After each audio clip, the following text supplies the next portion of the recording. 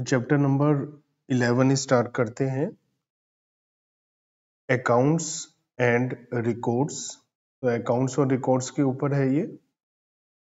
इसमें हम देखेंगे कि किसे अकाउंट मेंटेन करने पड़ेंगे और क्या मैनर रहेगा अकाउंट मेंटेन करने का। अगर अकाउंट मेंटेन नहीं करे तो क्या होगा और कब तक आपको अकाउंट मेंटेन करने के बाद में उसको रखना है अपने पास।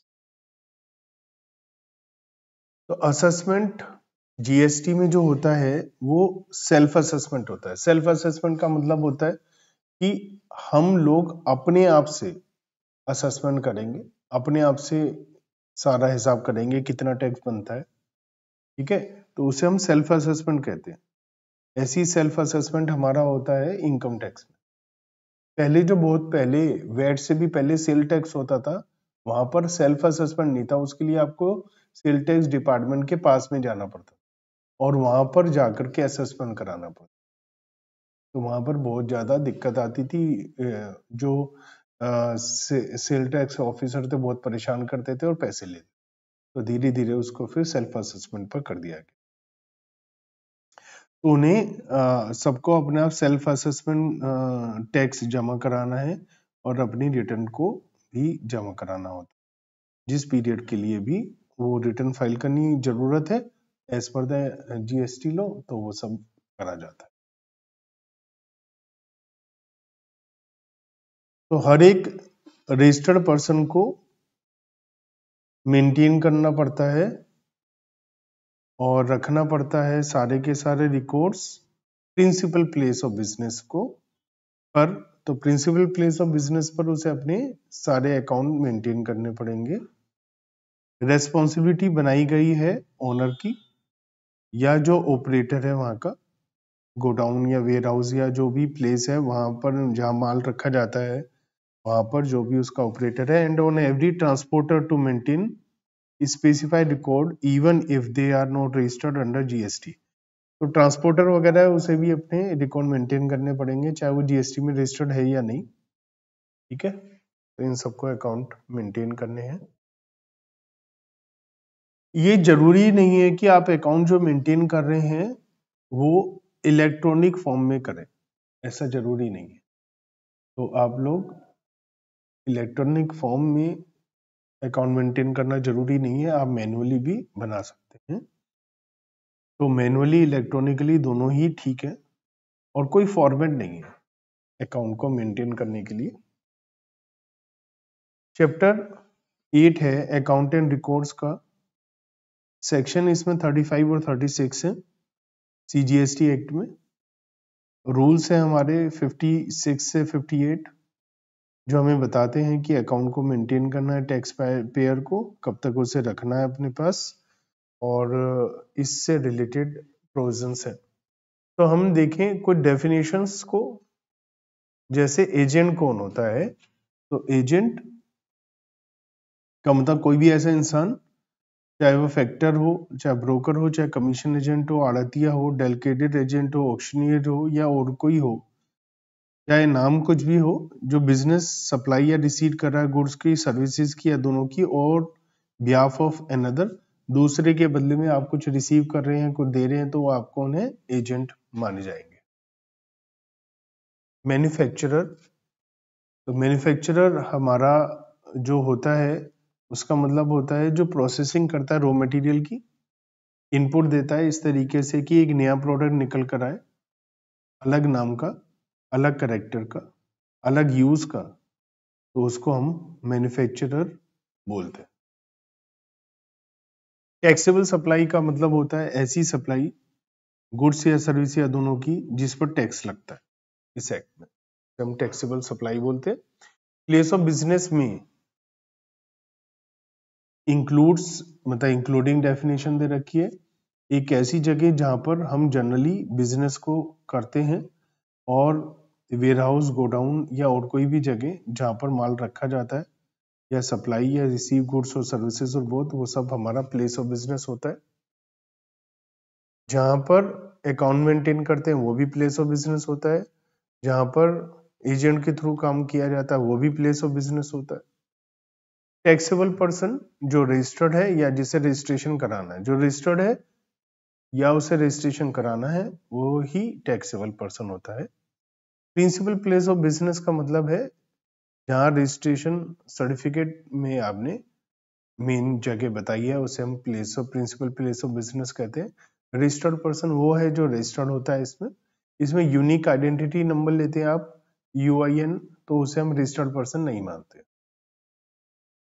टैक्स पीरियड, जिस पीरियड के लिए आप रिटर्न फाइल करते हैं उसे टैक्स पीरियड कहते हैं। डॉक्यूमेंट, यहाँ पर रिटर्न या प्रिंटेड जो रिकॉर्ड मेंटेन होते हैं और वो सब हमारा डॉक्यूमेंट कहलाता है, इंक्लूडिंग इलेक्ट्रॉनिक रिकॉर्ड सब डॉक्यूमेंट में आते हैं। वाउचर, वाउचर का मतलब एक ऐसा instrument where there is an obligation to accept it as a consideration or part consideration for supply of goods or services or both, and where goods or services or both be supplied or the identifier of their potential supplier are either indicated on the instrument itself or related documentation including the terms and condition and use of instrument। तो voucher में एक ऐसा instrument है जिसमें बताया जाएगा कितना माल है, कितना लेना है, कितना पैसा, वो सारी चीजें डिटेल्स आती हैं, उसे वाउचर बोल देते हैं। वर्क कॉन्ट्रैक्ट हम बोलते हैं जहां पर building construction, fabrication, completion, erection, installation, fitting, improvement, repair, maintenance, renovation, alteration, इस तरीके का कोई काम होता है तो सबको हम वर्क कॉन्ट्रैक्ट बोल देते हैं।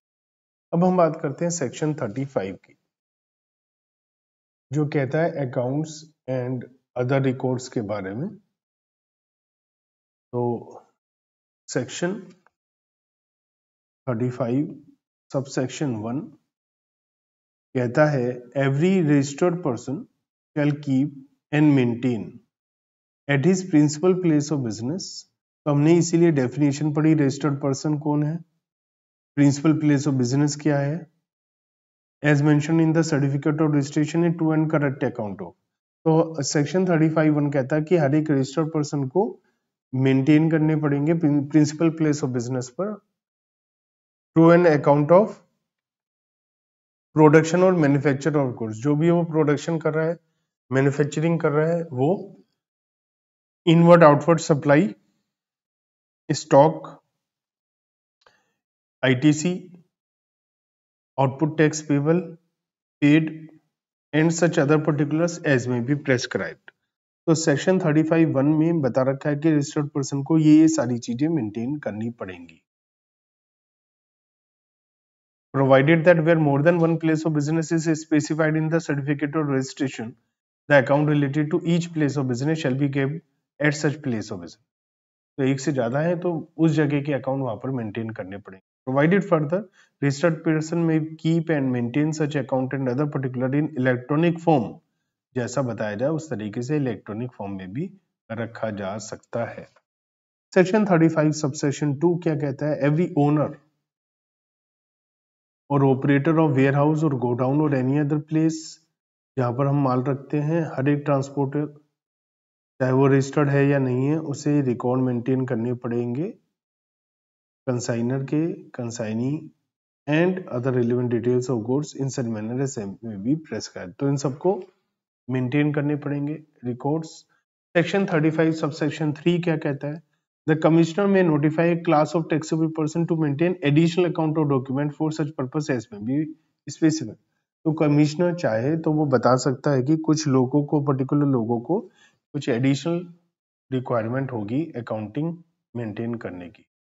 35(4) कहता है कि कमिश्नर को अगर लगता है कि वो इस पोजीशन में नहीं है कि जो एडिशनल रिक्वायरमेंट है वो कर पाए पूरी, तो वो परमिशन दे सकता है कि आप चलो दूसरे तरीके से कर लें या कुछ ना मेंटेन करें, उस सिचुएशन देखकर उन्हें कह सकता है कि आप अकॉर्डिंगली चेंजेस कर लें। सेक्शन 35(6) कहता है subject to the provision of clause 17(5)(h) where the registered person failed to account for the goods or service or both in accordance with the section 35(1), the proper officer shall determine the amount of tax payable on the goods or service or both are not accounting for as if such goods or service or both have been supplied by the such person।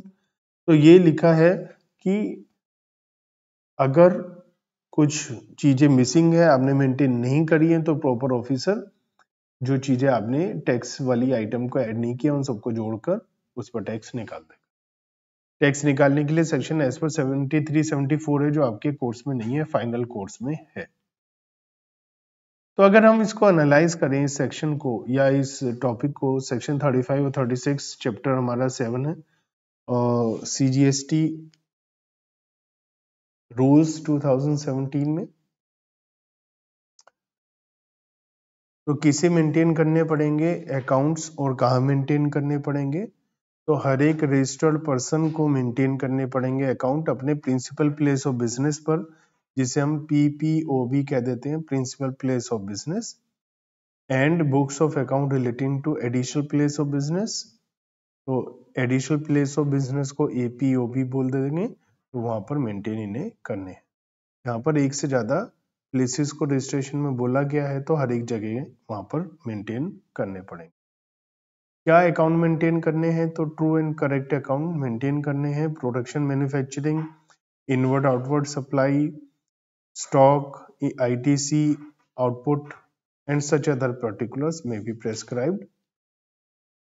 Commissioner और भी बता सकता है कि इन लोगों को क्या maintain करना है, और अगर आप पोजीशन में नहीं है तो वो आपको भी कर सकता है। एडिशनल रिकॉर्ड भी कुछ क्या है, registered person in addition to particular in 35(1) rules के हिसाब से उसको गुड्स सर्विस जो इंपोर्ट करिए एक्सपोर्ट करिए वो supplies attracting payment of tax on reverse charge basis, including invoice, bill of supply, delivery challan, credit notes, debit notes, receipt voucher, payment voucher, refund voucher, ये सब भी अपने पास मेंटेन करने पड़ेंगे।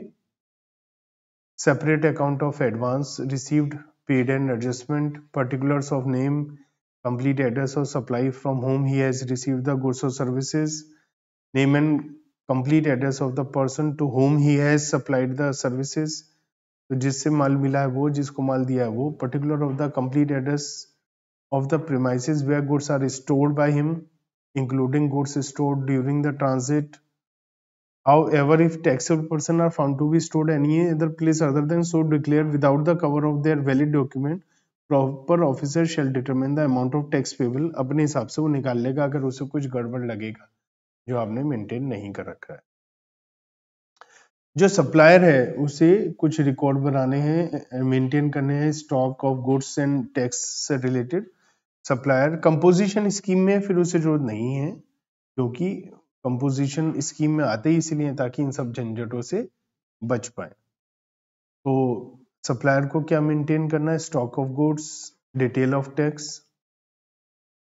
एजेंट को क्या मेंटेन करना है, हर एक एजेंट को particulars of authorization received by him, जो उसे ऑथराइजेशन मिला है, और जो डिटेल्स है माल की जो प्रिंसिपल के बिहाफ पर वो डील कर रहा है वो सारी डिटेल्स। इसके अलावा जो पर्टिकुलर्स हैं, डिस्क्रिप्शन गुड्स जो रिसीव्ड हुआ है उसको, और जो उसने सप्लाई करा है प्रिंसिपल के बिहाफ पर, उन सबकी डिटेल वो अपने पास में मेंटेन करेगा।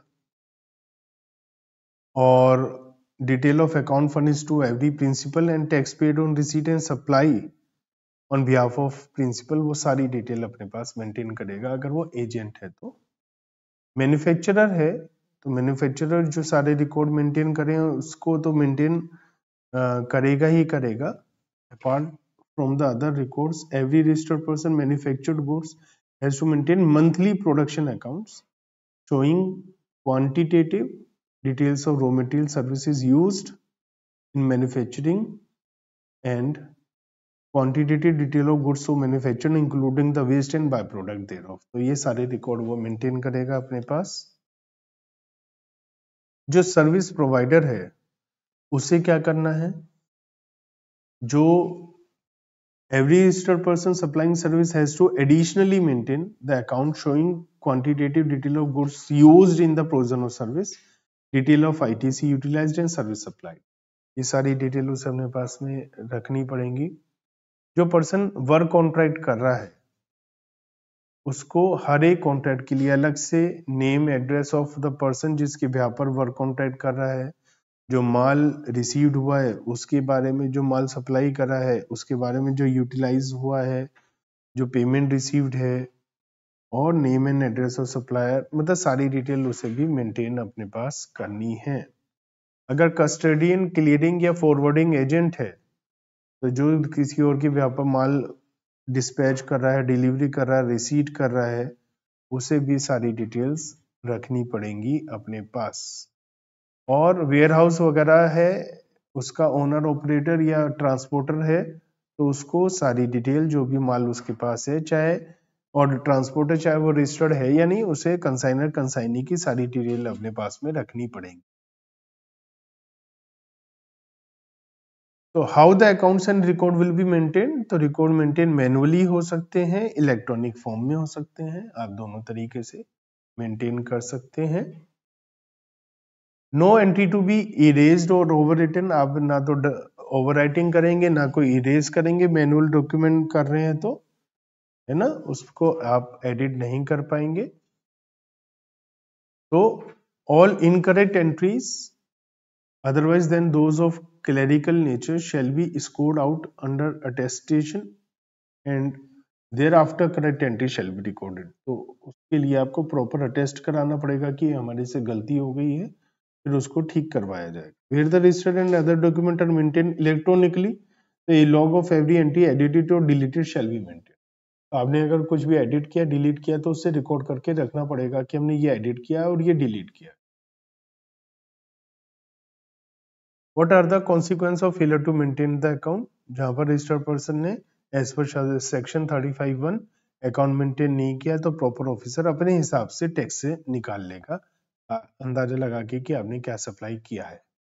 सेक्शन 36 बताता है कि आपको कब तक रिटेन करने हैं अकाउंट्स अपने पास में। तो आपके पास जो टाइम पीरियड है 72 मंथ्स है from the due date of furnishing of annual return. तो जब आप एनुअल रिटर्न फर्निश करेंगे उसके 72 महीने तक आपको, मतलब 6 साल तक आपको सारे रिकॉर्ड मेंटेन करके अपने पास में रखने पड़ेंगे। हाउएवर रजिस्टर्ड पर्सन जो कहीं अपील या रिवीजन हुआ है और प्रोसीडिंग्स वगैरह चल रही हैं, तो ऐसी सिचुएशन में उसकी जो प्रोसीडिंग है, फाइनल जो मैटर, तो another record pertaining to the subject matter of appeal और revision proceeding investigation for a period of 1 year after final disposal of the such appeal और रिवीजन, वो भी उसे अपने पास में रखना पड़ेगा। तो ये तो हमारा था डिटेल्स इसमें जो स्टडी मटेरियल में है, इससे रिलेटेड अब हम कुछ जो क्वेश्चंस दिए हुए हैं उसको भी कर लेते हैं। ये तो हमने किया अभी, जो टेस्ट योर नॉलेज में जो क्वेश्चन आंसर्स हैं उसको हम और कर लेते हैं। ये आपको दिए हुए हैं आपके स्टडी मटेरियल के एंड में, वही क्वेश्चंस हैं ये। तो इसमें है first question, who is required to maintain accounts and which place as per the section 35 with the relevant rules. तो हमने पढ़ा था कि हर एक रजिस्टर्ड पर्सन को मेंटेन करने पड़ेंगे accounts principal place of business पर, जो भी उसकी रजिस्ट्रेशन के हिसाब से है, या फिर कोई एडिशनल प्लेस ऑफ बिजनेस है तो उस जगह के रिकॉर्ड वहां पर मेंटेन करने पड़ेंगे।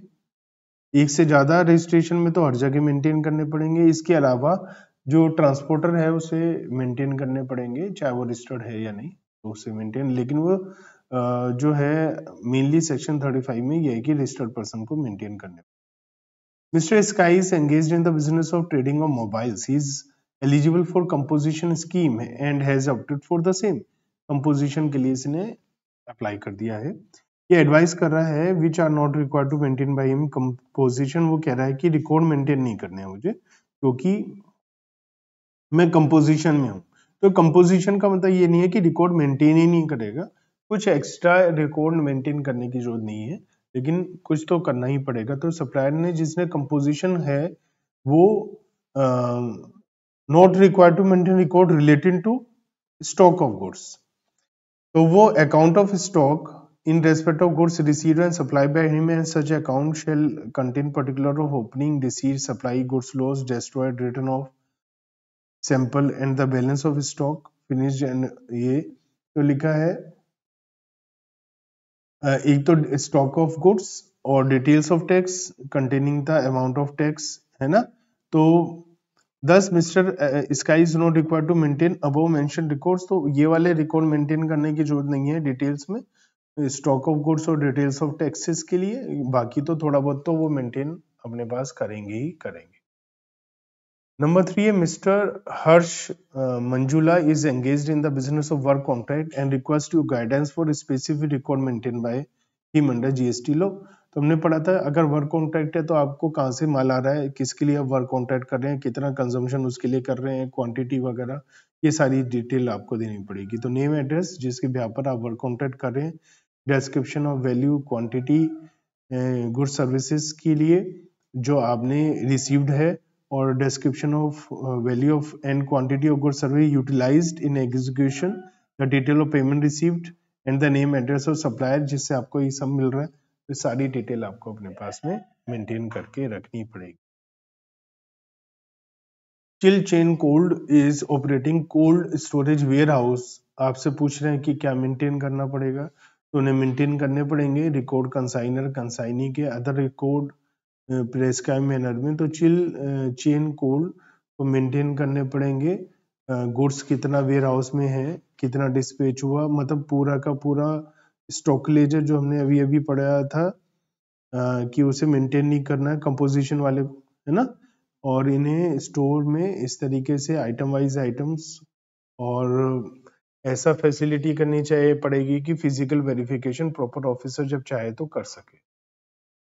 Mister x is of the view that records are to be mandatorily maintained manually only, तो ये बात गलत है, मैनुअली और इलेक्ट्रॉनिकली जैसा आप चाहें तो आप वैसा कर सकते हैं, तो ये वैलिड नहीं है क्योंकि books of account electronic mode में किया जा सकता है और मैनुअल मोड दोनों ही किए जा सकते हैं। द रजिस्टर्ड पर्सन में keep and maintain such accounts and other particulars in electronic form and records of maintained shall authenticated by the digital signature.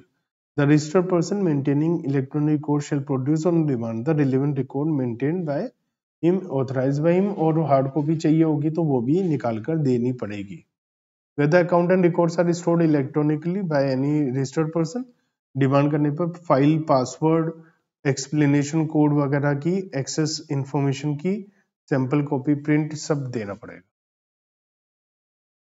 तो ये था हमारा जो चैप्टर था